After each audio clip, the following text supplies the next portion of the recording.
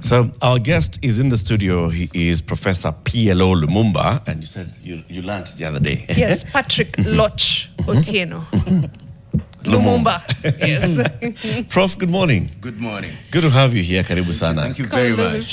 This is where we fix the nation one conversation at a time, and we do it collaboratively by ourselves, our guests, and all our fixers who join us on Nation FM, NTV, online. It's a big community. It's a tall order. Fixing the nation. It is, isn't it? Yes. Oh, yes. But it must be undertaken. Yes. We usually begin with a quote, and Janet gives us a quote. Somebody said something once. Somebody said something once. And then, she brings it to us, to our guest, and we ask you what those words mean, how they reflect. What's today's quote? I'm curious to say the quote and then ask, does it sound familiar? Yeah. No matter how good you are, if you stay for too long, you spoil it. Absolutely. Right. These were your words. I think those were my words. Those were your words. And you finish it by saying a dancer always knows when to leave the stage. Absolutely. Right. History is consistent. No matter how good you are, you have to know when to leave. I think the Tanzanian president, Mwalimu Nyerere, put it so very well. Kungatuka, you must leave when the audience wants you to stay. Because that is how you pass over the baton to the next generation, and you watch them as they grow. You become a supervisor or a guide or a mentor. But when you stay for too long, history has the habit of showing you out in disgrace. How do you know? I was going to say, how do you know? How do you reconcile when, because they say when the applause is loudest, when you're at the top. But what if you're not yet done with your mandate? So how do you reconcile leaving when you're doing well, but also completing what you set out to do? In the life of any nation or any enterprise, you can't finish it. You only play your part and let the others play their part. This assumption, particularly in the African political arena, that you are Moses with a rod and staff, parting Red Seas and summoning manna and hitting rocks and water comes out, is completely misguided. It is what is called the Messiah syndrome, that you are some kind of Messiah sent by divinity to save the world. No, you are not. Yours is to play your part in the knowledge that in the scheme of things, you are only but a droplet in an ocean. Our laws have set such parameters. They say you serve, especially in the executive offices, you serve for 2 terms. If you're in some of these institutions, you have tenure that is defined, and you cannot go beyond that. But then there are those who, yes, you've served your 2 terms or whatever, you're out there, but you're still influential in the community. Is that also saying that even those who have left formal office ought also to leave the informal office? Not at all. When you've left formal office, then you become an advisor. You tell us, during my formal days, these are the landmines that I stepped on. Don't step on them, because I walked this path before. But you ought, as Nelson Mandela once said, call me when it is necessary. I will not interfere. I will wait for you to seek me out. I'll not be sitting there giving advice. Absolutely. I'll not be the repository of wisdom, saying, this is me who knows everything, monopoly of wisdom and knowledge. No, you've got to let your successors perform. And if you want to correct them, you do so in a manner that opens their eyes, not in a manner that inflames their anger. That is what wisdom dictates. Lately, Prof, I just want to get into this one. You have been vocal in talking about devolution. Well, everybody has been talking about devolution. Some of our fixers have been coming out here. In fact, some of them are saying, nipatie mic, nikuja niseme, we cut our counties to 16, cut our counties to 8. You have also waded in on this particular conversation, and you are basing it on what you did in the work that you were as a secretary of the Constitution of Kenya Review Commission under Yashpal Gai and the convener of the Bomas Conference. There were the conversations that happened then. How many counties do you think we should have today? Let us contextualize our model, and I was intimately involved in this exercise. I've written about it, and therefore I speak from a position of relative confidence and knowledge. we walked this country, and the country told us, we want to decentralize service delivery. And we went and interpreted what the country told us. We looked at several models within the continent of Africa. We looked at the federal models, we looked at the decentralized models, and we took the view that Kenya will remain a unitary government. We are not federal, a la United States, a la Nigeria, a la India. We are still unitary, but we said, let us decentralize. And we looked at the South African model very keenly, and also the Canadian model very keenly. And I remember when we invited the late Professor Ali Mazrui in 2001, he gave a paper which I remember to date. He said, if Kenyan politics and African politics is by extension ethnic prone, can we have constitutions that are ethnic proof? And he was saying that in the context of how we devolved. We then suggested that if we want to devolve, let's have 14 units. And we looked at the economic viability of those units. There are those who said 18. And we took that view by looking at South Africa, whose economy is 4 times larger than our own. It has 9 provinces. The economy of the province of Gauteng only is bigger than the entire economy of Kenya. They have a population, Gauteng, of 16 million. We have a population of about 55 million. And we, of course, had the Bomas draft, which was interfered with by Nkilifi. And we had the famous or infamous Wako draft, which was then rejected at the referendum. And that is how, after the 2007-2008, we ended up with the constitution in Naivasha. And I remember when they met in Naivasha, there were debates, what should we do? Then somebody, I'm told, said, but we had 42 districts, 47 districts, let us make them the devolution units. And as I speak to you now, I have no doubt in my mind that we should reduce the counties. We should merge them. And the reason is very simple. None of those devolved units are sustainable. If you look at each one of them, they are technically insolvent, all of them. And secondly, they have ethnicized our country. Not only ethnicization, but clanization. It's also in clans now. And when we were talking about devolution, we also said we don't want counties that are ethnically pure. For example, if you go to the western part of Kenya, we said, or we suggested that what was then known as Luo Nyanza should comprise Kisii, should comprise Kuria, should comprise what is the Kipsigis land, and should comprise Bunyala or Busia, so that there is no ethnic purity in any one county. Today, within the counties, even the ethnicities have been divided, but that the much more important issue is the economic issue. And this is why all these counties, when they meet, you hear the coastal part, because they are beginning to realize that coast county makes sense. They are beginning to realize that the lake region makes sense, that the northern region makes sense, that southern Rift Valley makes sense. But the tragedy now is that people have got so used to the power that springs out of these counties. The politicians have persuaded the electorate that these are things that are owned by tribes, so that voices such as mine are likely to be drowned in the sea of political convenience and ethnicity. But one day, and I hope sooner rather than later, there'll come a generation that will recognize that we've got to do what is right, and that if you want an omelette, you must break the egg. It's been years and years of putting the Constitution together, implementing it, hitting many, many roadblocks along the way.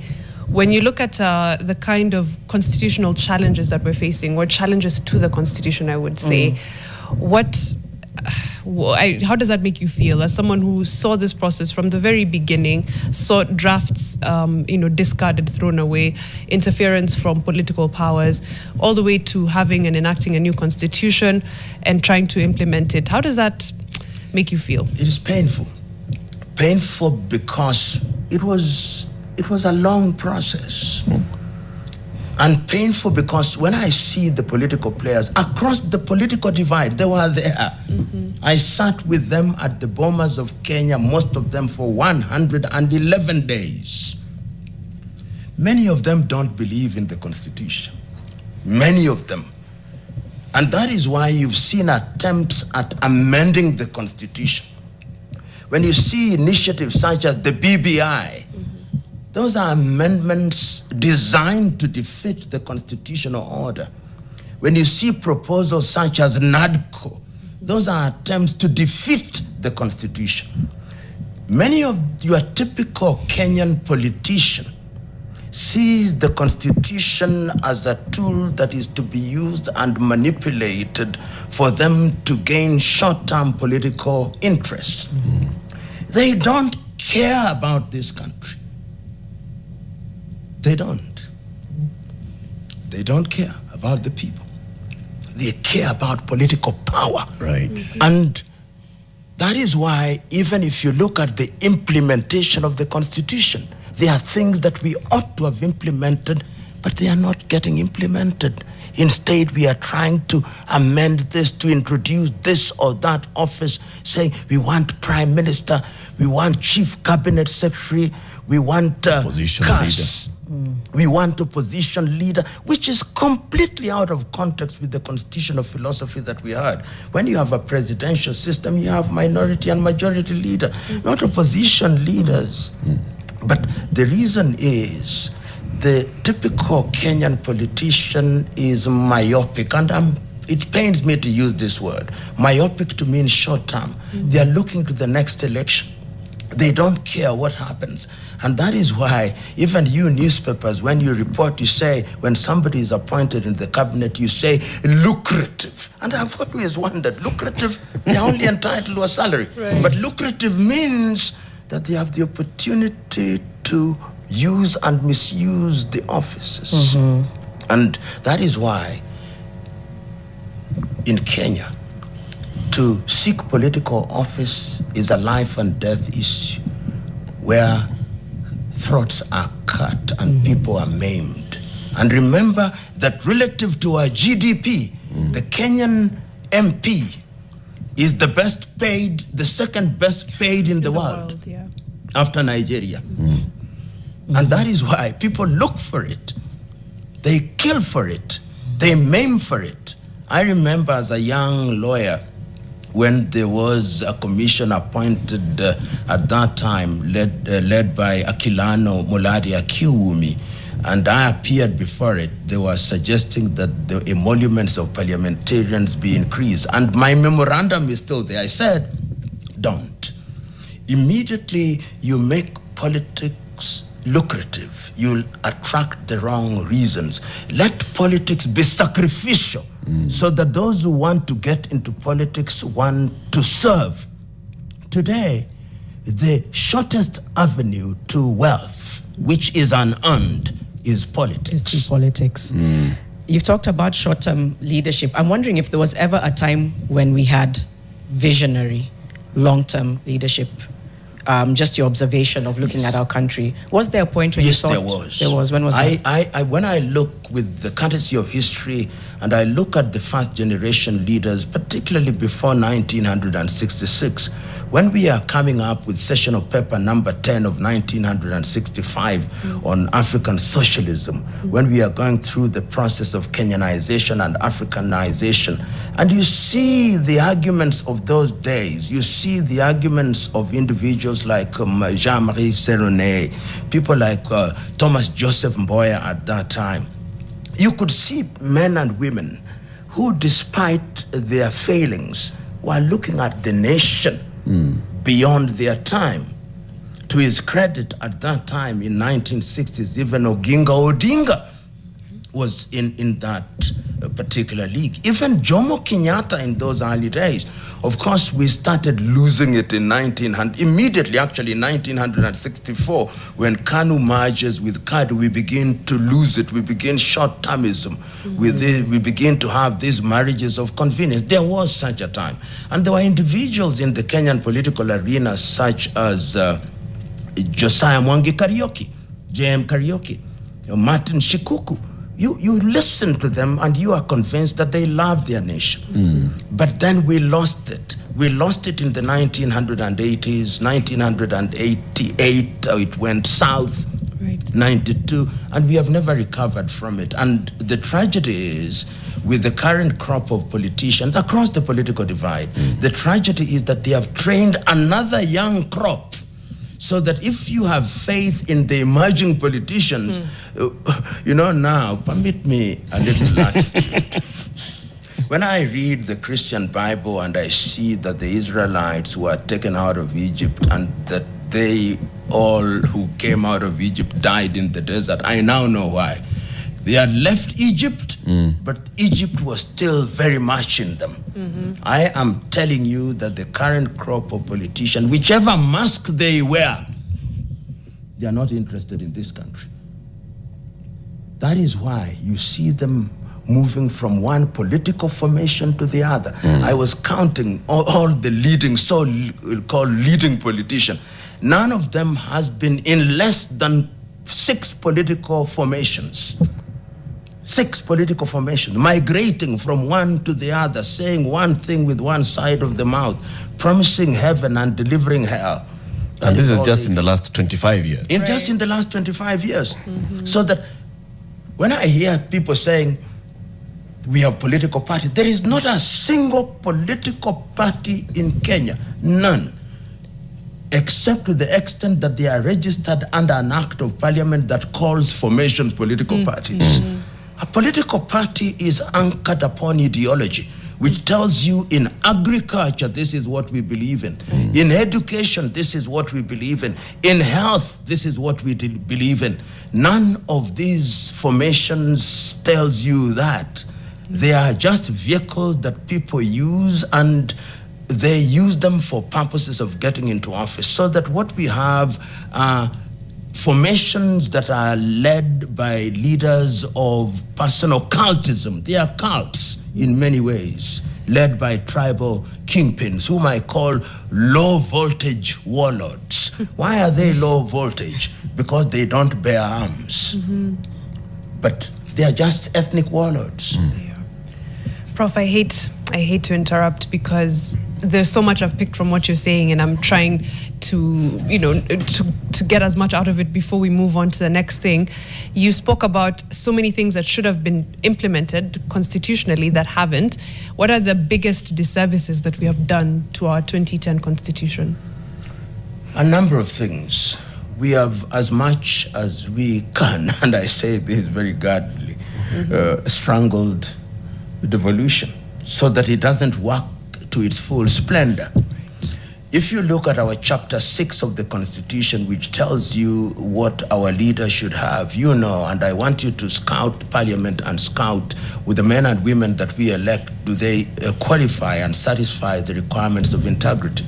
Look at our financial systems. When we created financial systems in our Constitution, one of the things is that we would not have this thing called pending bills. We said that we were going to manage our finances properly. We are not. Look at the question of appointment into public office. We still see nepotism and ineptitude and political patronage as the big things. And if you look at our education system, we said that we would give education its pride of place as a fundamental human right. Look at our human rights situation.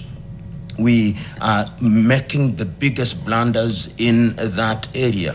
Look at our foreign affairs. Every diplomatic faux pas. In the last 6 months, we have annoyed Democratic Republic of Congo, we have annoyed Sudan, we have annoyed Sahrawi, we have annoyed South Sudan, we are annoying everybody. Look at our own declaration that we would be part of the East African community and would provide leadership. Look at the bilateral and unilateral decision that we are making, entering with Europe, with the United States of America, to the detriment of the East African community.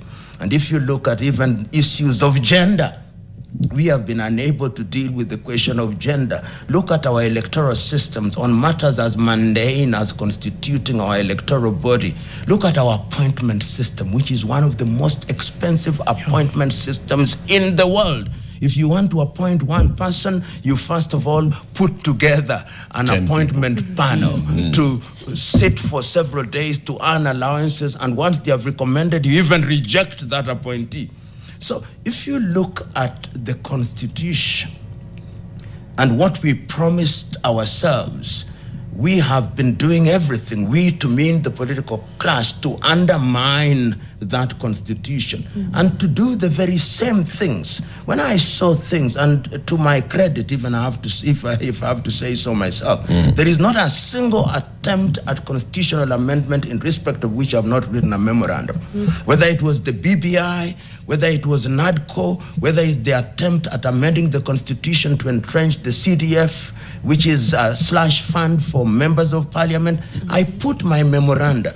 And the reason is, I've seen this before as a student of constitutional law, when the Independence Constitution was amended nearly 27 times between 1963 and 1969 and had to be reissued, reorganized and reissued again.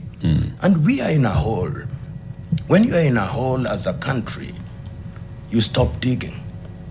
But unfortunately, we have not stopped. We are digging ourselves out of the hole. We are digging ourselves Deeper into the hole. With the excuse that we are digging ourselves out of it. Right, but it's actually going deeper in. So the tragedy is that the political class do not take time to reflect. And permit me, look at the forums at which we articulate critical issues at funerals. When I was growing up, a funeral was a solemn occasion at which you only talked about solemn issues relating to the dead. That is where political parties articulate national issues. At weddings, in churches. The mosques are a little bit good in that they have shut out this kind of nonsense, and the temples that, but the Christian churches, excepting of course the Catholic Church and the SD and Presbyterian and possibly some parts of the Anglican Church, but the rest of them have lent themselves to be used by the political class so that the society is captured, as it were, by men and women who have no interest of the country. Permit me to look at our elections. I know there are many arguments going on. Can we do that after the break? Yes, please. Let's take a pause. We have in studio with us Professor P.L.O. LUMUMBA, who is an advocate of the High Courts of Kenya and Tanganyika. I like saying that. And you'll explain to the people why the High Courts of Kenya and Tanganyika. We'll be back in a moment. If you've got any question, any comments to what the Prof is saying, you can post them on all our social media handles. Hashtag is Fixing the Nation NTV. Back in a moment.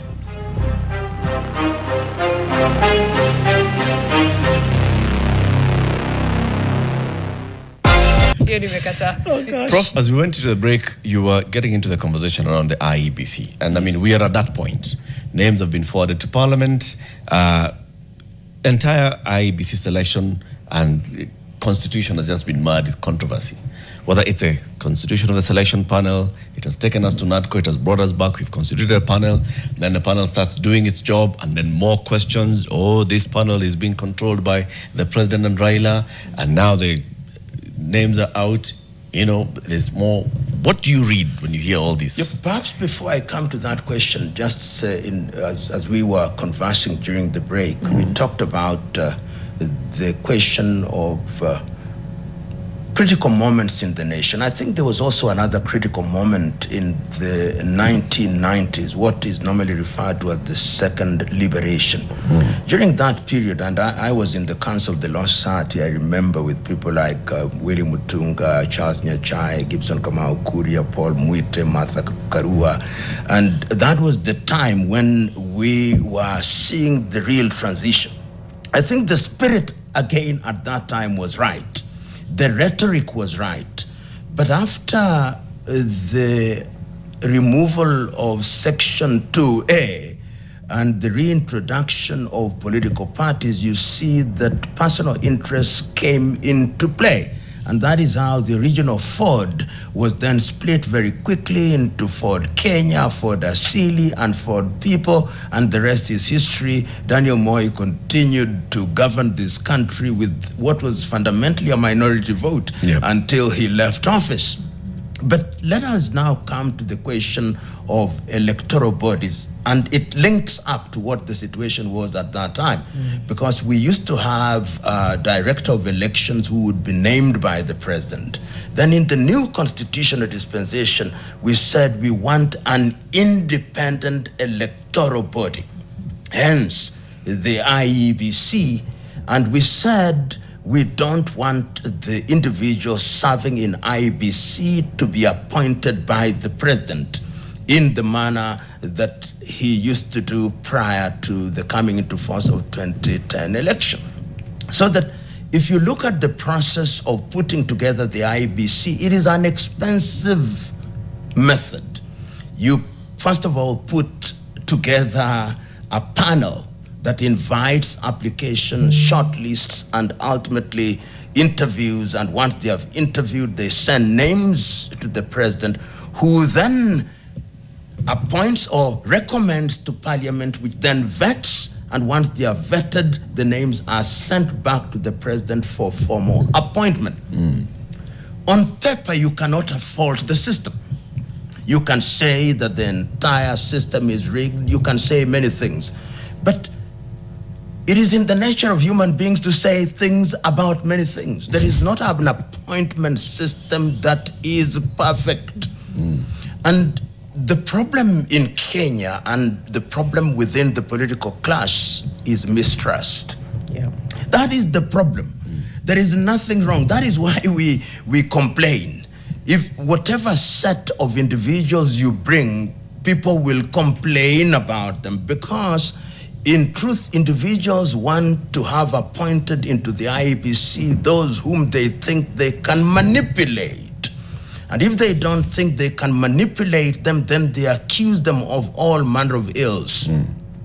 And my view is, let us go through the process and have these individuals subjected to scrutiny in Parliament. The problem is that we also have a Parliament that is subject to scrutiny. So you never know whether they are animated by the desire to look for good people, or they are animated by ethnicity and political convenience. And it is tragic in our country. The very fact that we doubt these processes, the very fact that we even print ballot papers outside of the country, is an indictment of who we are. And once again, and I say this ad nauseum, we have had a crop of politicians. They were in politics when I was at the university. I'm now past official retirement age. They are still telling me that they are the ones who bear the vision of the nation. Until this crop of politicians are consigned to the Museum of History alongside the spinning wheel, this country will not make the strides that it needs to make economically, politically, or otherwise. Because they are the ones who remind us we are Luos. They are the ones who remind us we are Luhyas, Mulembe nation. They are the ones who remind us we are from the mountain. They are the ones who remind us we are Somalis. They are the ones who remind us we are Mijikenda. How can you build a nation in the 21st century where the primordial instincts of ethnicity are the things that govern decision making? And that is how you look at IEBC. You look at the composition of IEBC, there are only 6 of them. Somebody say, but there is no Borana. There is no Kamba. Now, do we do an IEBC where every tribe is represented? I want all of you to read Koigi Wawamwere's book, Toward Genocide in Kenya, The Curse of Negative Ethnicity. And Koigi, to his credit, says effectively what I'm saying, that our problem in questioning every activity, including composition of public institutions, is informed by our ethnic inclination, as reminded always by our ethnic kingpins. How do we save ourselves from that? Okay. Right. Sorry, I ask a question. Can You know, I? yes. How do we save ourselves from that? Just going with this IEBC, on the show, when the selection panel was about to start its work, we interviewed the chair of the selection panel.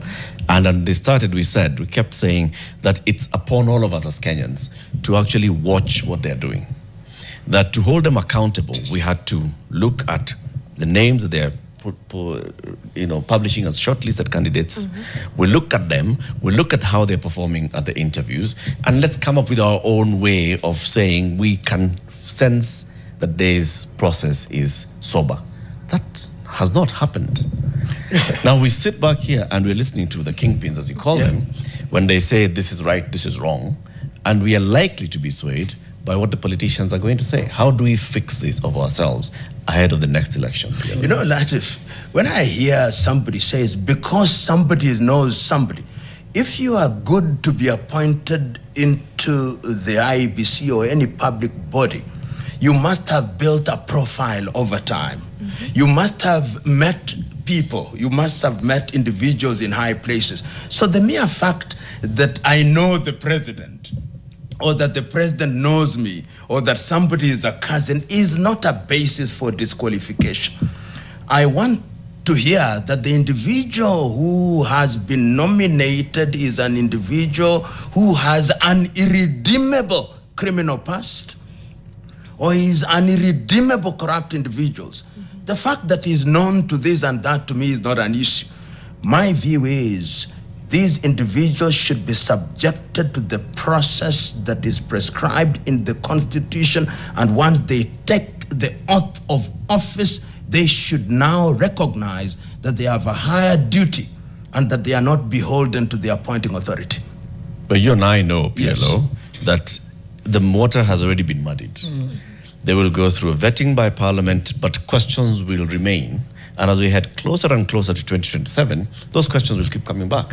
Of course. Louder. That, this person was picked by Ruto, and there was Raila involved, and so. He's from Turkana. The person who sits in Turkana as the deputy chief of staff in the presidency is a Turkana former governor.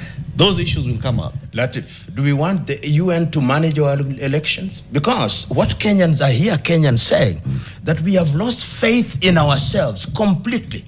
That we now want our elections to be managed either by the AU or the East African community or the UN. That is effectively what we are saying, that we have lost faith in anybody who is Kenyan, and we want the international community to conduct elections for us. If that is what we want, then let us say it, because whichever set of individuals you appoint, there will be an argument one way or the other. So let us make the decision. You politicians who are there, let us today, if we Kenyans are saying, particularly you, the political class, you are saying that we have no faith in ourselves, let us ask the UN to conduct elections on behalf of Kenyans so that we don't complain. Because at this rate, there'll be nobody capable of being appointed. And I don't want to see any good Kenyan who has the capacity to serve being denied an opportunity because he's the relative of a person who knows the president, who knows somebody. That cannot be the criteria for shutting people out of public office. So is the alternative to just agitate for change? To Latif's point, it's how do we save ourselves? And you're saying we can't afford to say, this is just a gone case, we're going to leave people to figure this out. You're saying that it's up to us to push for what we need? Absolutely. And you are doing it here. You don't take for granted and what is being done through various media. We are awakening the spirit of the nation, that we cannot allow the politician who themselves are players to determine who the referee is going to be. And in any event, if you look at our constitution so very keenly, you will discover that the result of any election is determined at the polling station. This thing that we do every 5 years at the Bomas of Kenya has no constitutional basis. If we were to have that done, and you look at other countries which have done it very well in Africa, Botswana, look at Namibia. How do they do it? Because they have trust. You'll say they are smaller nations, almost mono-ethnic, but that is not an argument. It means that the spirit of integrity is upheld. The politicians are beholden to the legal system. In Kenya, unfortunately, we have bred a crop of politicians in this country who actually believe they're above the law. They believe you cannot arrest them, you cannot question them, because if you dare, their entire communities will come and make the country ungovernable. It is unfortunate that we have allowed ourselves to create such a crop of politicians who think, as I've said before, larger than life, almost as large as death. Do you think then last year may have marked a bit of a political turning point with regards to the Reject Finance Bill protests? Do you think that was a moment? I mean, I think we've talked about it to no end in terms of it shifted. We were collectively pushing back on these rising taxes during the Gen Z-led protests. Do you think, based on what we're saying, there was a political turning point, but maybe right now it's been marred by internal conflict? And how do we guide our way through that? Our young people conquered fear. And when you conquer fear, that is the beginning of liberation. And let me tell you, the country has never been the same again and will never be the same again. There may be a lull, but the seed is planted, and you can see that the young people have migrated from the streets, but they are in social media, speaking largely responsibly. And you can see that even individuals and elements in government and in the opposition, they are running scared. They may appear to be very confident, but they are running scared because they know that there is a crop of young Kenyans who have unmasked and undressed them at once. The only thing that must now happen is that these young people and other persons of goodwill who are not so very young must organize themselves and ensure that in the run-up to the election, which is 2 years away on the 10th day of August 2027, holding all factors constant, that they keep up the ante. And these individuals who are speakers at funerals and weddings and in churches will soon realize that ideas that change the nations are not articulated at such fora. I'm not afraid. I'm guardedly optimistic. Guardedly optimistic. I think that's my stance too, and I feel very validated to hear it coming from you. But there's a quagmire, which is the how has been a big problem.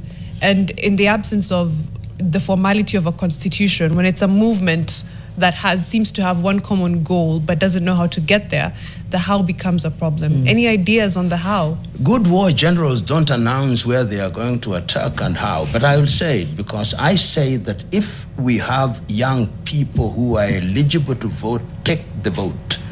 Take the vote as they have never taken before. And in addition to take the vote, they begin to get organized. Those who are saying that they support the youth and are announcing their presidential candidature left, right, and center, stop it. Let us organize, let us make sure that you are in one political formation and talk about the nation. Let me tell you, the ballot may shock this country. I believe that is the avenue because I believe that we owe it to ourselves as Kenyans to only speak about democratic, and I use the word democratic guardedly. We use the instruments provided by the law to bring about change because we have a country to protect. We have a country whose peace we must never sacrifice for short-term political interests. The young people, count your numbers. It has been done before, and it can't be done. And it can't be done through organization. It can't be done by saying what is necessary and not saying certain things. It can't be done through subterranean to mean doing things quietly. It can't be done by speaking to hearts and minds of Kenyans who want change.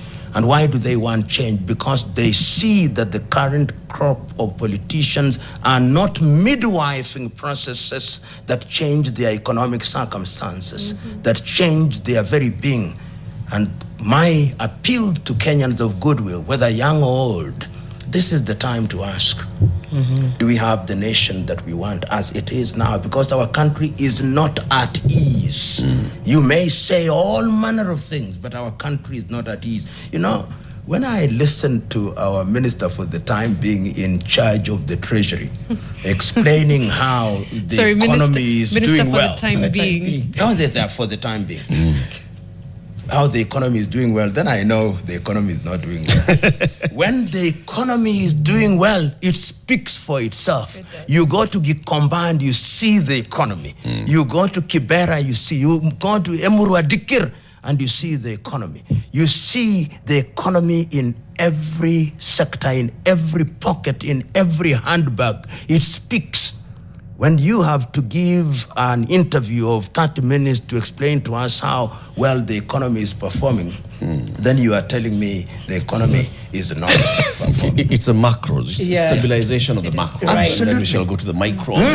But it starts with trust. My biggest thing, linking to what Mariam has said, which is the how, is we just don't trust anymore. Because I'm sure in the next hour we'll try and talk about the finance bill, we'll talk about all these things. But at the bottom of it, my concern about moving towards 2027 is we just don't trust each other anymore, even those who might be trying to shift the movement in the right direction. So how do we go back to that element of trust? Because the trust was broken, but we need to rebuild trust. Are we the first country to have found ourselves in such a situation? No, we are not. This is a very young country, slightly over 60 years. We have some of the first generation of politicians who are here at independence still with us. So trust is something that takes years and is intergenerational. And because of its intergenerational nature, we may be frustrated. But that notwithstanding, the voices of reason must not be silent, even if they cannot be heard in their purest tones. Look at the conversation that we have. Today, if somebody came into Kenya, you'd think we have elections next week. The newspaper headlines, the commentaries, the rhetoric from the politicians. It is because many of us, particularly in the political class, are not thinking about Kenya 100 years from today. People are talking about elections which are 2 years away. Some are even talking about those who will be president in 2032 and those who will be president in 2037. And people are recoiling into their ethnic cocoons. That is where they are beginning to feel a lot more comfortable. But what were the young people telling us? That we have a nation to build. That we are defining. They said that they were tribeless, to mean that their reasoning transcends ethnic articulation. They were saying that they are leaderless. They were not saying that they have no leaders. They were saying that each one of them can make a contribution to the process of leadership. And if that conversation continues, the trust appears to be there because of the political class. We have no more than 4,000 active politicians. They are the ones whose rhetoric get repeated in the headlines of the newspaper on a daily basis. They are the ones whom you give the first slots in your news, in all radio stations and all television stations. So they have inundated us, and the media has inundated us with their funeral orations to the exclusion of the younger people. But they are in the minority. If you are to give prominence to the young people who are speaking sense in your newspapers, and the newspapers were to take a solemn vow, we are not going to print nonsense from funerals for the next 6 months. They'll change rhetoric.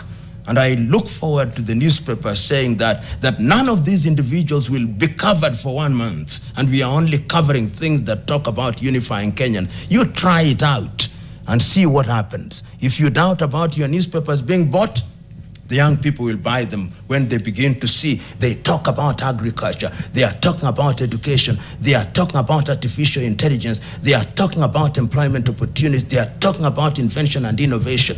If that were to happen, then these individuals, once you deny them the oxygen of publicity, then reason returns. They'll be forced to start thinking again. Absolutely. Let's continue this conversation after this break. We are hosting P.L.O. LUMUMBA, professor of law, and very many other things that you've done, including, you were once editor of a publication called The Advocate, Yes. which was an LSK publication. And we'll also look at some of the things that you said then. As we went to the 1992 election, you wrote a piece. Yes. We'll quote that piece and what you were saying and why you were saying it then, how relevant it would be now. Keep it here for that and more coming up after this break. See. Before we get into anything else, as we were reading the news fix, the first news fix on an MOU, actually several MOUs being signed between the Dominican Republic and Kenya to allow for repatriation of the deceased and, of course, medical evacuation for wounded soldiers in the MSS mission, Professor LUMUMBA was nodding, but also just very amused. What came to mind when you heard that story, Prof? The Haiti mission is one that ought not to have taken place in the first place.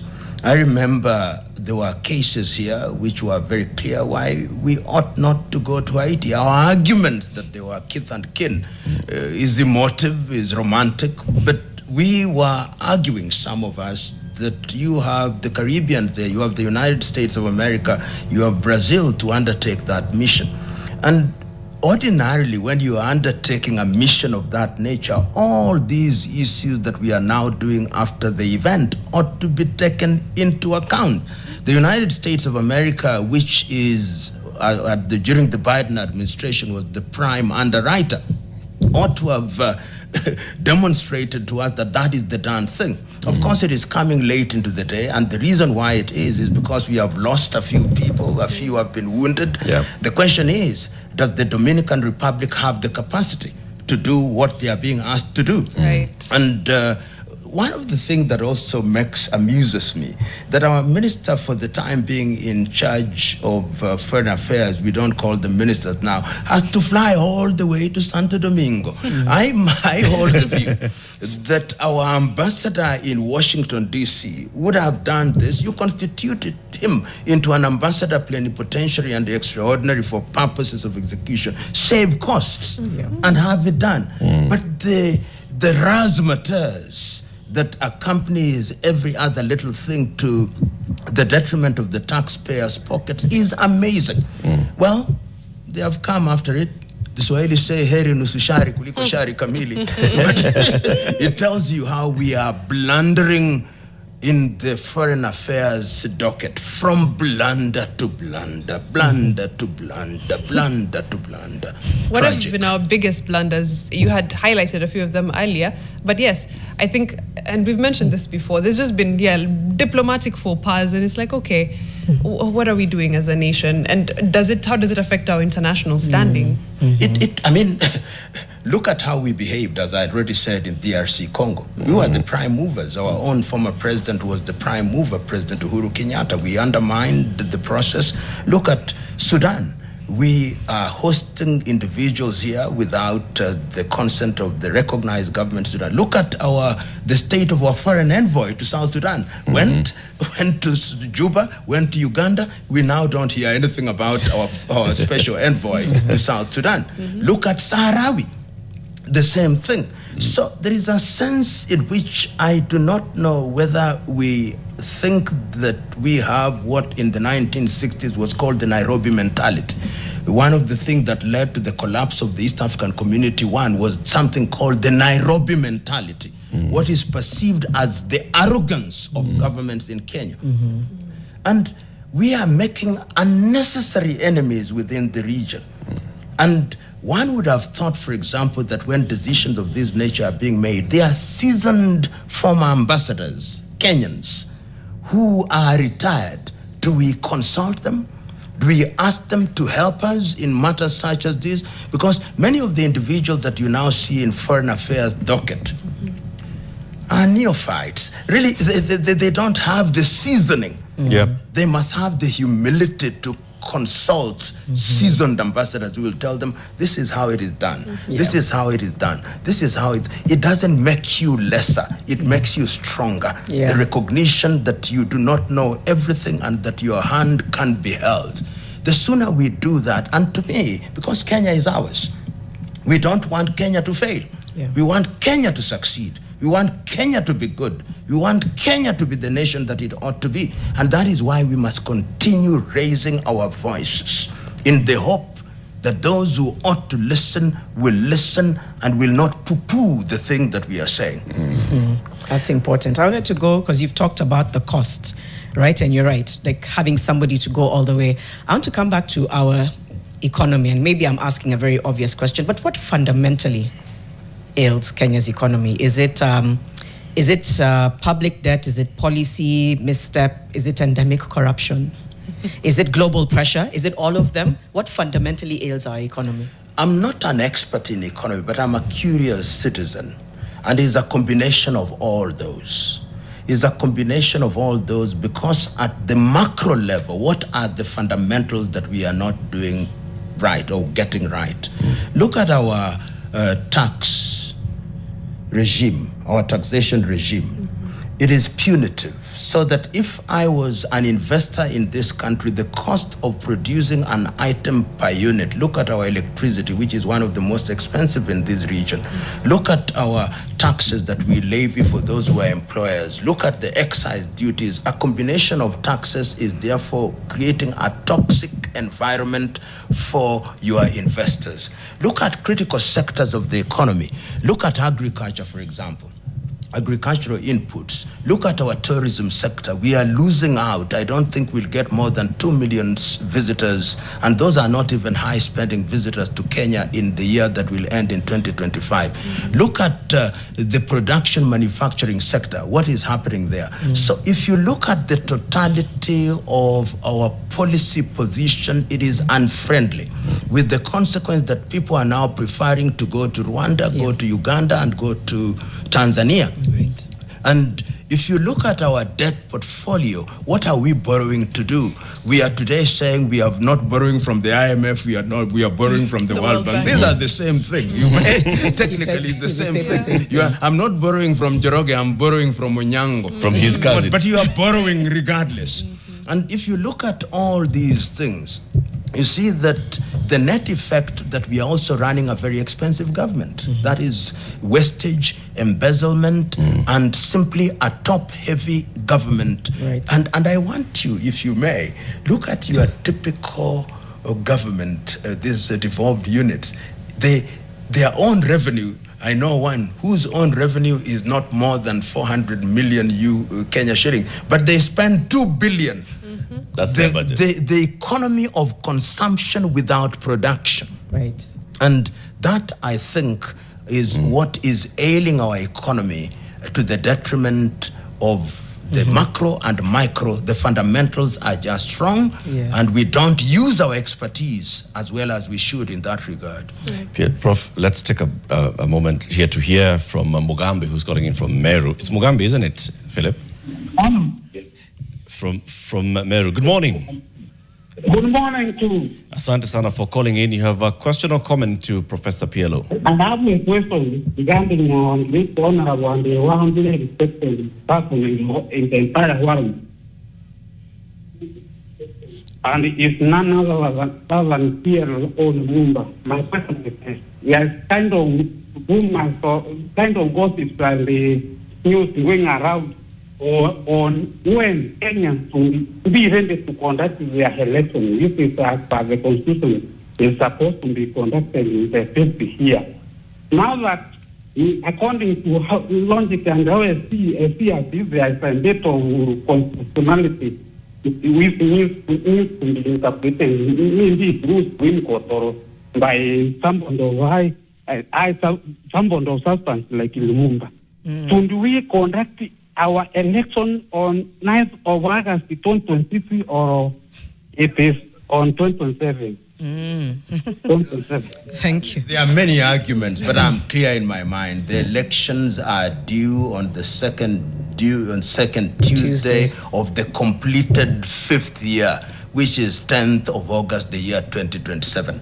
That is my understanding. There have been many The debates. completed. The completed 5 years is not the beginning of the 5th year. It must be completed. Does the Constitution say completed? It doesn't, but the Constitution does not have to say that. I'm a student of constitutional law. The Constitution does not have to say that. You simply have to interpret the Constitution in the proper manner. And to me, and I respect those who are arguing that it's due in 2026, but I'm clear in my mind that it will not happen in 2026, it will happen in 2027, and that is the correct date. Of the completed 5th year. Yes. But Prof, you have to give it to the argument. If the Constitution does not explicitly state of the completed 5th year, then you can't fault someone for interpreting it as Of course, at the that is why I beginning. say I don't fault them. I am a student of constitutional law. I've written on constitutional law. I allow the debate. Yeah. But I think more than the average Kenyan have written Yes. and I have seen how it is interpreted in other places, and I'm quite certain that my position will carry the day. Okay. Yeah. Should we take some feedback? I know, Eric, you look like you want to get into a question. Yeah. Jeremy Mutuma is watching from Meru. Please ask Professor, and I think you've alluded to this, either Mariam or Eric, if he feels that ordinary Kenyans are heartless or hurt by the political class to the extent of celebrating whenever political class are met by tragedy. Wow. Right? So talking about that erosion of empathy, your thoughts on that. The second one is whether you would run for leadership position, such as presidency, to bring about change from within. That is from smallest ever. So let's start with what Jeremy Mutuma is speaking to, that erosion of empathy. I know Eric and Mariam have commented about it severally. Eric saying that there's a concern that no matter how hurt we are, there's an element of laughing in the face of tragedy when it affects the political class. But what does that do, and what does that mean for how we move forward as a country? Are we hurt or heartless? We are hurt. We are not heartless. But we must always remember that the dead cannot be your enemy. If you had an enemy during their lifetime, they are your enemy. When they die, they are not your enemy. And we have a duty to condole. We condole with those who are alive, because the dead know not what is happening. But one can also understand why people appear to be heartless. That these individuals, when they are alive, they are so heartless themselves. They don't appear to care about the population, and the population wish them dead, which is tragic. I hope that we will regain our spirit of compassion as a nation and not celebrate people's tragedy. When your enemy is down, you hold their hand and help them up. That is the spirit. That is what distinguishes man from beast. Smallest ever asked if you'd consider running.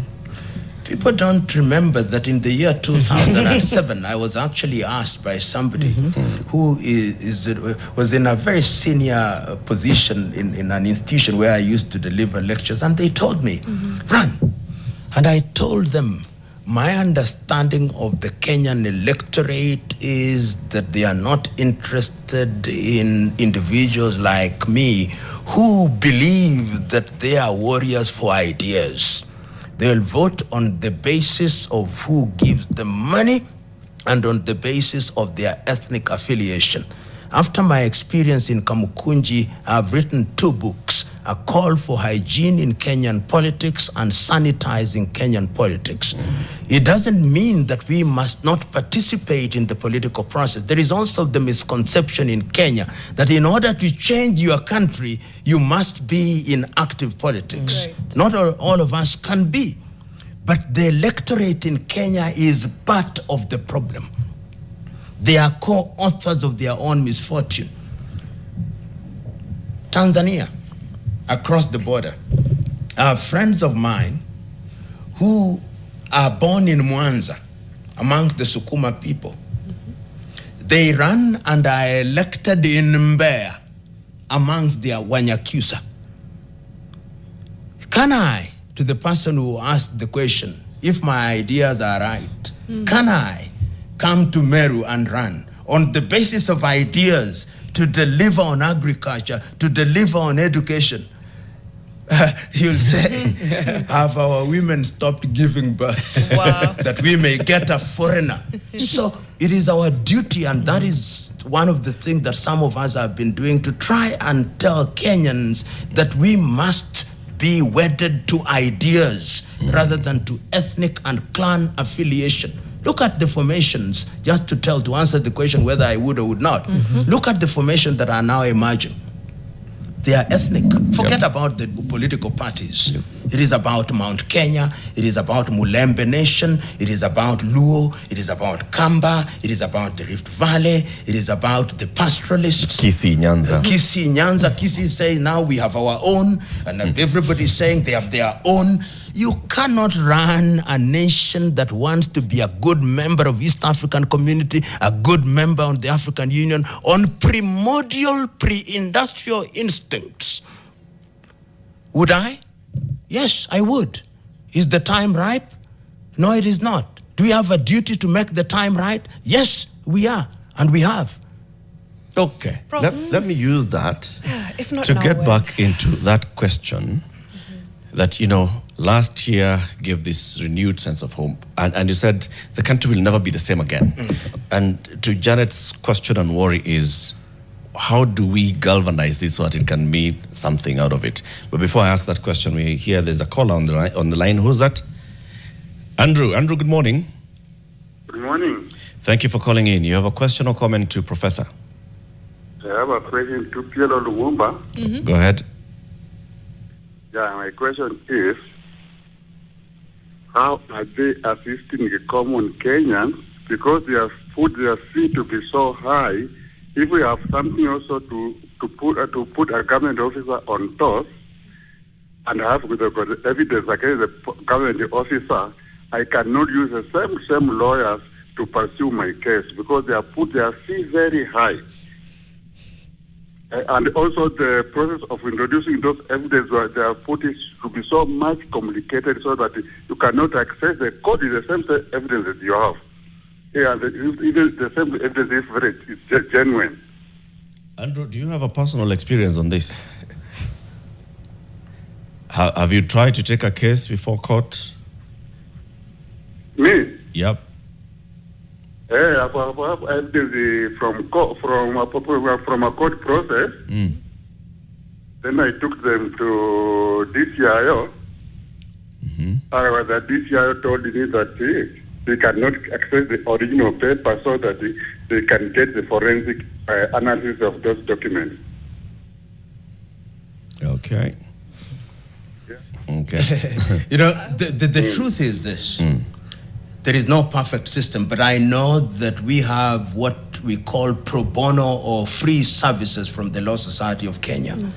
I know that Kituo cha Sheria does that. I know that FIDA Kenya does that for women. I know in my own law practice, 10% of my practice is done without charging fees. And I know other lawyers who do this. So it is not true that lawyers are always asking for fees. I know very many individuals who, in their own right, do offer pro bono services. But I know that there is a problem with the administration of justice in this country. The higher one up in the political ladder, the more difficult it is for them to be punished by the law, whether it's in civil law or criminal law. And these are some of the things that we are talking about. I recently saw the documentary by the BBC, which has made the government very angry. In other jurisdictions, those officers who are mentioned there would have been dealt with firmly and immediately in accordance with the law. Nobody would be coming up and saying, but the government side was not heard. So that we have a problem. We have a problem with our judiciary, we have a problem with our legal system, and this is work in progress that we must talk about.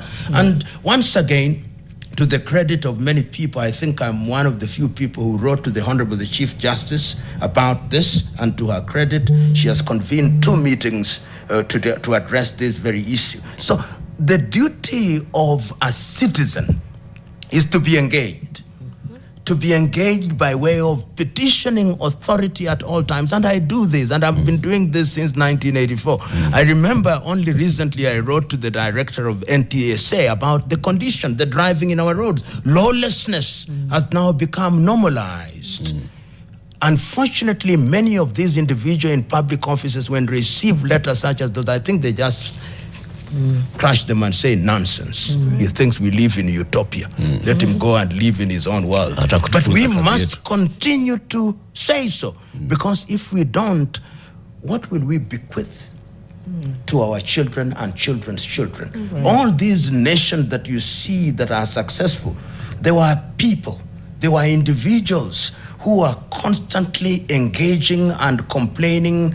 And during their time, you think that nothing is happening, but this is what builds up. And remember, Latif, you asked, after the events of the Gen Zs, there is a lull, or there appears to be a lull, but there is no lull. The fact that we constantly refer to them tells you that there is something that cannot be ignored. And if it cannot be ignored, the question is, how then do we organize the nation? Because all these things that we are talking about is to benefit Kenya.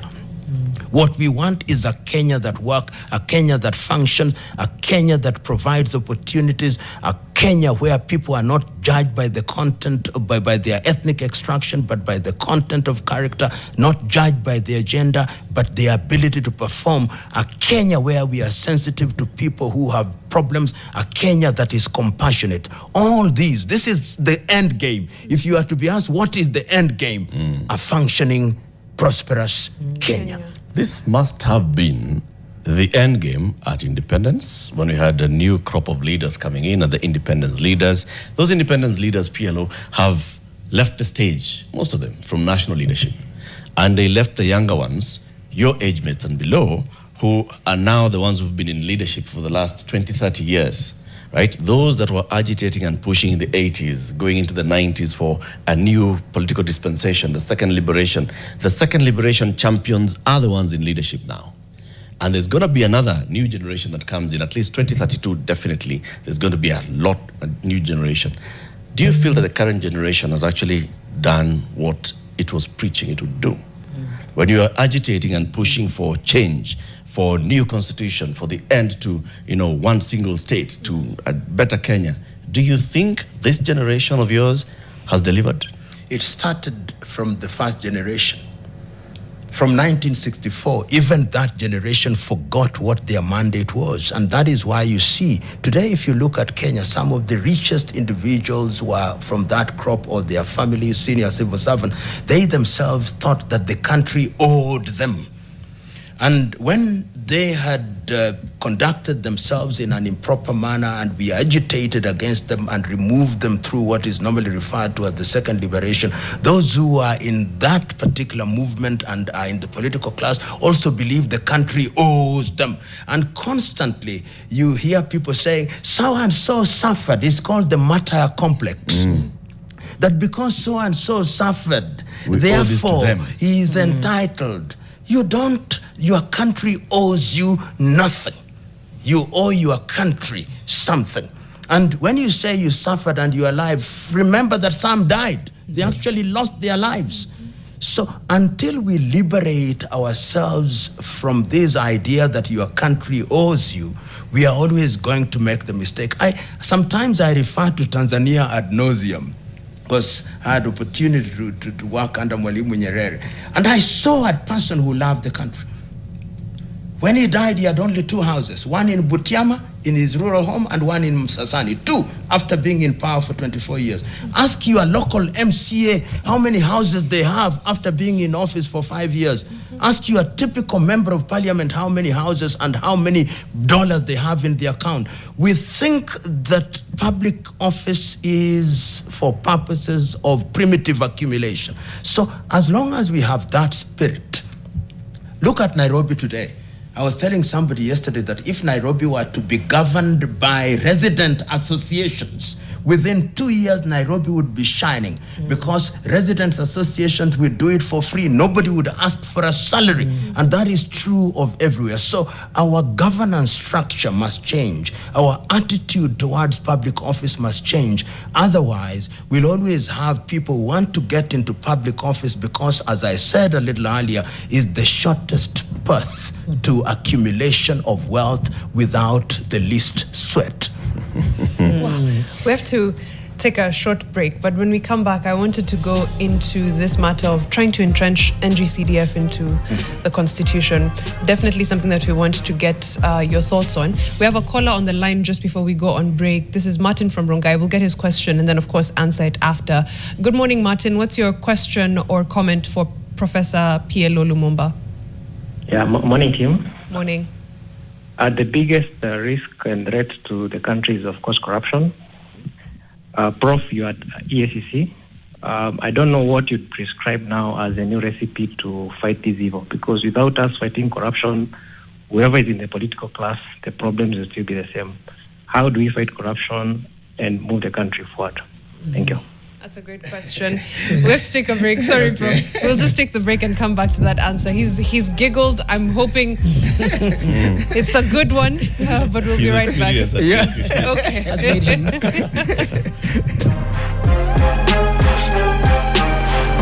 Building. Indeed.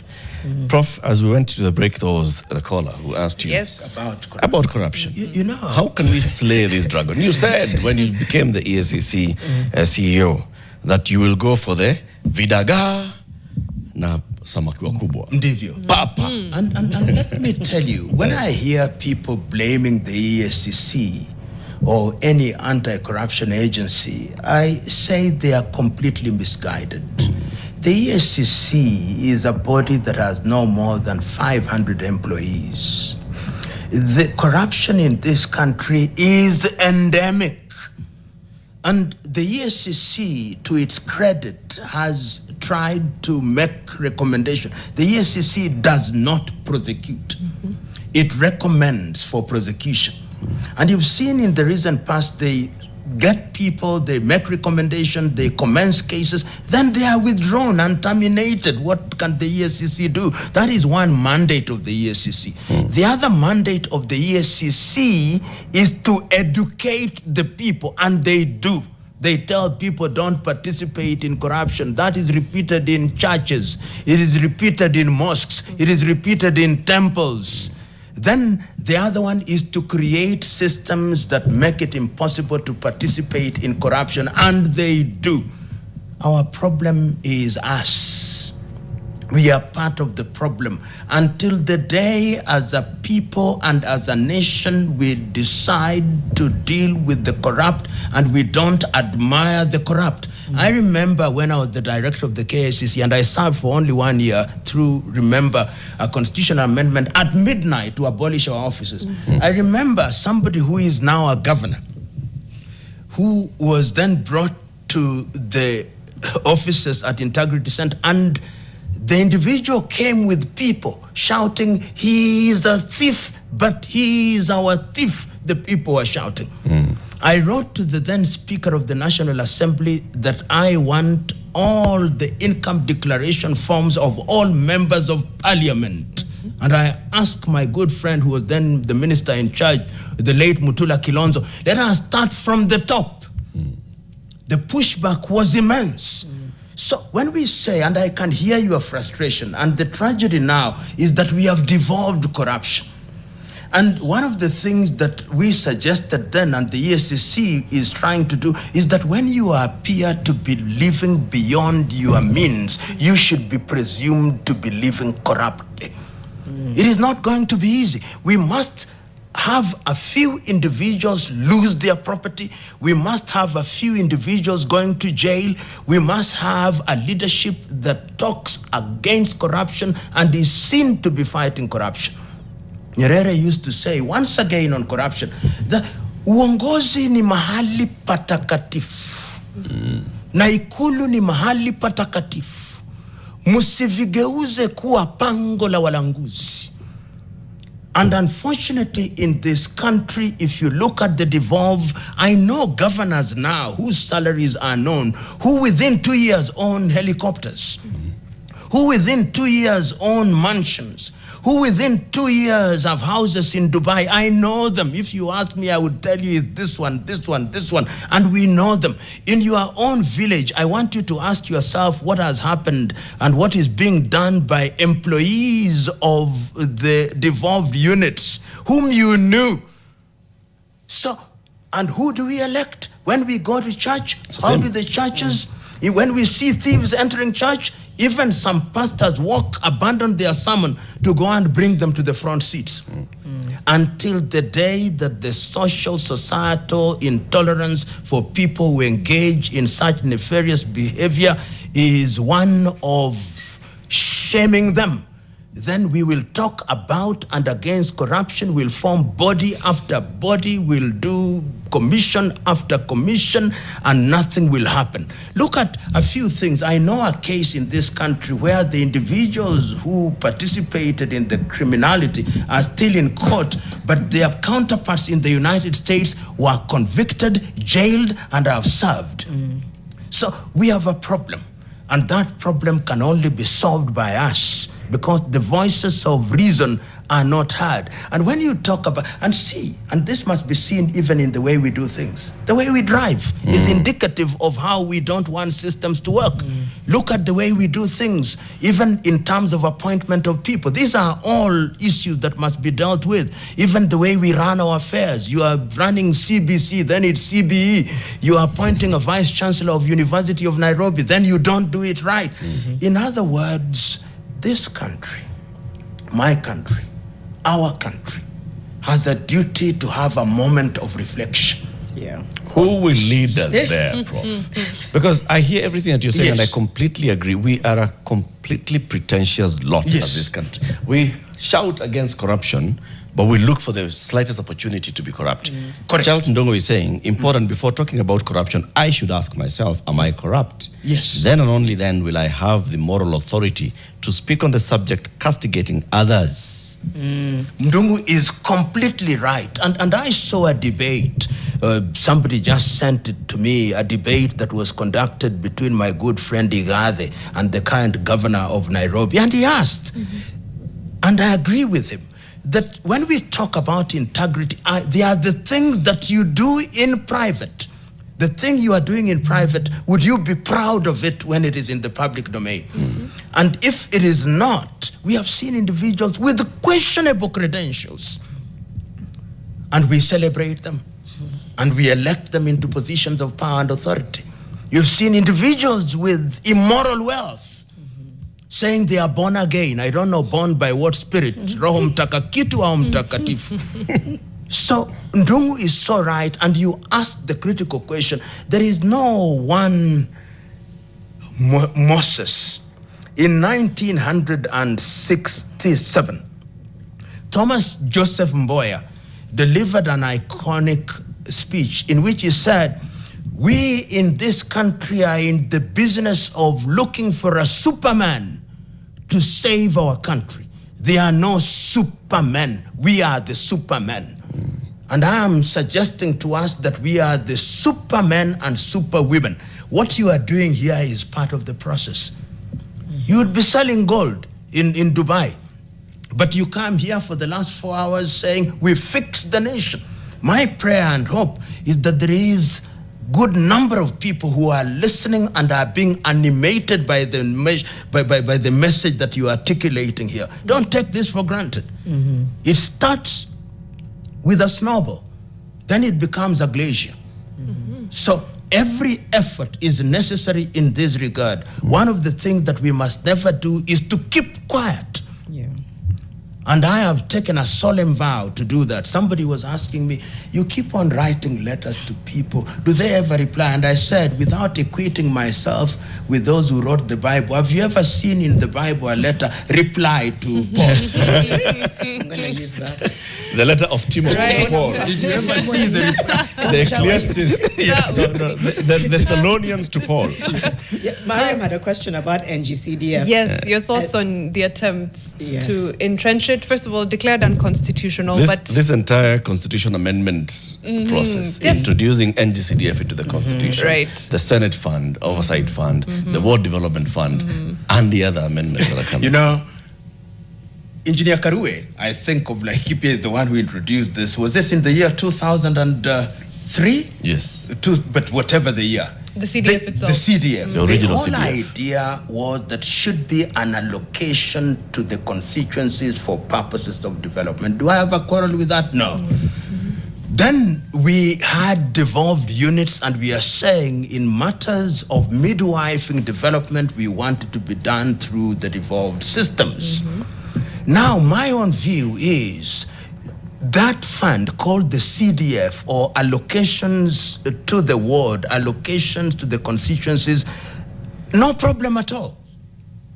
My quarrel, and the quarrel of everybody who loves this country, should members of parliament, should MCAs, should women representatives, should senators be the ones presiding over its utilization, and then they come back in parliament to provide oversight? The answer is no. Right now, they are going through what is called public participation, but the questions that are being asked of the public are misleading and deceptive. They are telling the public in certain areas, wanataka kufuta CDF. That is not the issue. What the issue is, we don't want you anywhere near the CDF. And I can tell you this for a fact. Go to many constituencies, you'll find a member of parliament through proxies has companies which are trading with that, MCAs, so that this, as Bidan Muturi JB said at one time, the CDF has become a slush fund for influence peddling.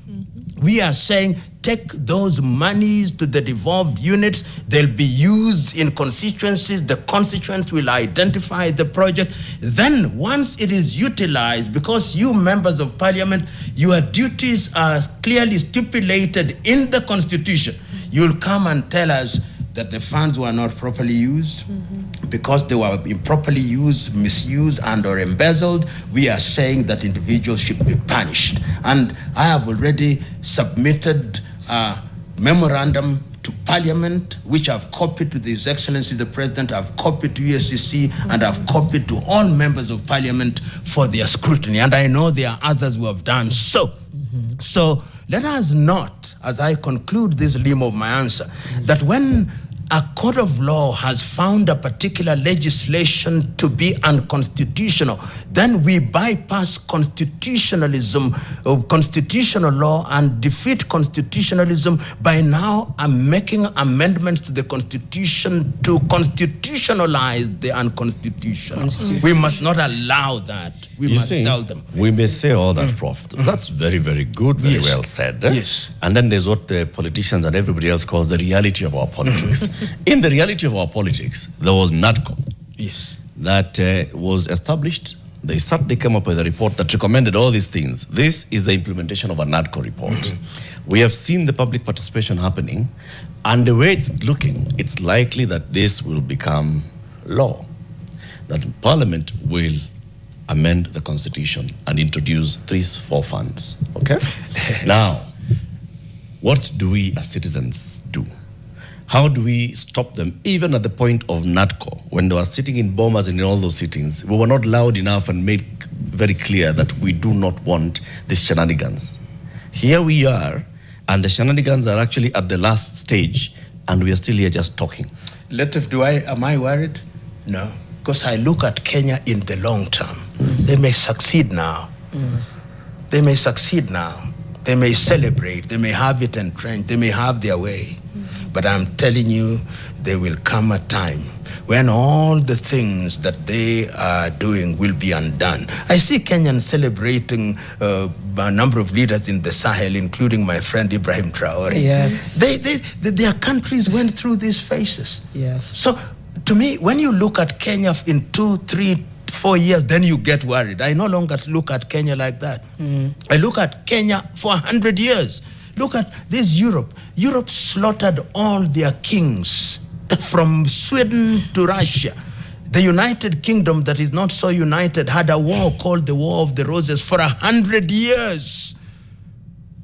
South Africa was under apartheid for hundreds of years. Then in 1994, they had a change and they are still in problem. So don't worry, they may succeed, they'll celebrate. In fact, when they listen to some of us, they say, behold, the confused. But we must never give up. Decolonization, because you've touched on it. Is that a blueprint for Africa to be fully decolonized, the way the Mali, Burkina Faso route? Is that the... That is the beginning of it. Okay. And Ngugi wa Thiong'o writes about it so very effectively. We must begin to rethink even our education system. We must begin to think things differently. That is why personally I thought that in East African region, even in terms of solving our domestic problems, we, through the fast tracking of political federation, we ought to have federated by the year 2010. Because if we become part of a larger East Africa, then some of these arguments would begin to disappear. But we are not moving in that direction. But should we be afraid? Yes, we should be. But should we give up? No, we must not. So Latif, usishike tama, it will be well. Begin thinking about Kenya beyond you. And we are sowing these seeds. Like the bamboo, it may not appear to grow very fast, but there's a time when it shoots and it cannot be stopped. So let them do what they want. They are doing this circus that they are calling public participation, where they are saying things that are not true. But they'll come here because they need the fund, particularly now when they are heading to the elections and when it has been said that pending bills will be paid. Remember, some of those pending bills will benefit some of these political players. They are creating the war chest. Because unfortunately, once again in this country, we are seeing the return of the politics of money and money bags. And the CDF does help quite a bit in that direction. Oof.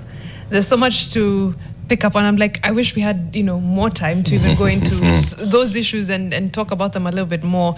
But as we conclude, when you think of some of the things that have happened over the last few years regarding our push for change, we talked about the things that we have done as a disservice to our constitution. What have been the constitutional wins that we have had? I'll say actually from the promulgation, not just the last few years, wins that you think proved that truly we do have a respect for this constitution and we are capable of implementing it to its full potential.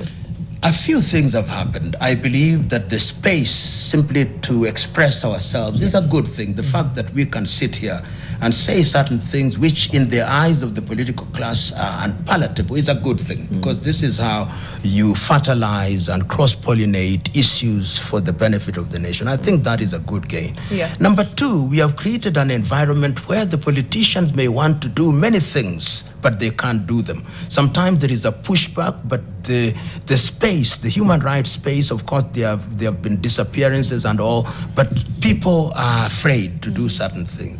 The political space has also been a good space, and we have been forcing politicians to answer. Devolution has had its gains. Of course, I believe that on a scale of 1 to 10, we have only realized 3% of the devolution, so we have reason to rethink devolution. I believe that there is a sense in which certain marginalized parts of the community have also been mainstream. There is work to be done.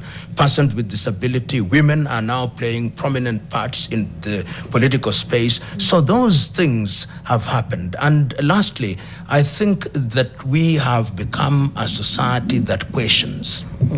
And I believe that that is critical. What we then do is to move even further, because there are those who actually want to claw back even the gains that we have made. And the time is now that as a people, we must actually look and review our constitution, ask what has worked and what could work better. And if we did that in the spirit of improvement rather than achieving short-term political gains. And this is the context in which the BBIs of this world, the NADCOs of this world, the NADCOs and the BBIs are designed to assuage and to massage the egos of politicians. And this is what we must run away from. We must move towards serving the people of this country. And if voices such as yours and other persons of goodwill within and without the country continue to up the ante, I believe it shall be well. 2 minutes to conclude our conversation this morning, and I want to bring in this question. As a lawyer of serious repute in this country, you've served in the LSK and all, we are seeing what's been happening with the judiciary. Questions and mud being flung at the judiciary, and now it's like the judiciary is in the dock by itself. What do you think? It is pathetic. What's pathetic? The judiciary? The situation in the judiciary is pathetic. I have been around and I can tell you that this is the worst that we have heard. It is the worst because there is empirical and anecdotal evidence to demonstrate that justice is on sale. And many are the people I practice and I see, even when you go to file papers, people will give you accounts of monies which are being asked for facilitation fees. They give them all manner of guises for which receipts are not issued. And once again, I did, in appreciation of this reality, raised it with the Honorable the Chief Justice. And we have had meetings at which these things have been raised. You've had some of my friends. But when I see, this is the most painful thing, when I see judges from the Chief Justice litigating in their own courts, they are defendants, they are making applications. The Chief Justice of the Republic of Kenya is sitting down to appoint a panel of judges to appoint judges who will preside over a case in which she is the defendant. It is without precedent. I believe it is without precedent in the world. That is where we are at. And I pray that something will be done. And the most recent is when we have an order by an impaneled by judges of the Court of Appeal saying that the Deputy Chief Justice ought not to have impaneled a panel of judges which was deliberating was seized of the matter of the former Deputy President of the Republic of Kenya. In other countries, that Deputy Chief Justice ought to have resigned immediately. But we have no culture of resignation. We have no culture of taking responsibility. I keep on reminding people that here in this region, the second president of the Republic of Tanzania, Mzee Ali Hassan Mwinyi, resigned as a minister in charge of prisons because there had been an escape from a prison. That did not stop him from becoming the second president of the Republic of Tanzania. Wajibikaji, it doesn't mean that you are criminally culpable. You are taking responsibility of a moral nature. But here, because people are so used to perks, to office, to bodyguards, to allowances, they think that leaving office is a death sentence. So what should we do now? I think what is happening now, and I hope that the Law Society of Kenya will take it up upon themselves to demand of the Supreme Court that something be done. I have friends in the Supreme Court, brilliant minds in the Supreme Court, but as I speak now, the judiciary as presently constituted is so badly muddied that even I, who was reluctant to say so, can now say that we must reconstitute the Supreme Court. I say this with a lot of pain because I know some of my good friends are there and they are brilliant minds and it will mark the end of their careers. But really, we've got to do, sometimes pain must be borne by individuals for the sake of the larger good. Professor P.L.O. LUMUMBA, thank you very much for joining us. Pedi, you have good vibes, and Asema, electing LUMUMBA now would be a mistake. It's like taking a good tomato and putting it on a pile of rotten ones. Eventually, they'll rot a good one. Keep it here. In the next hour, we are going to have a conversation with Senator Crystal Asige, and she's already here. We'll be talking about a law that she pushed through Parliament. It was assented to last week, plus other work that she's doing. More coming up next.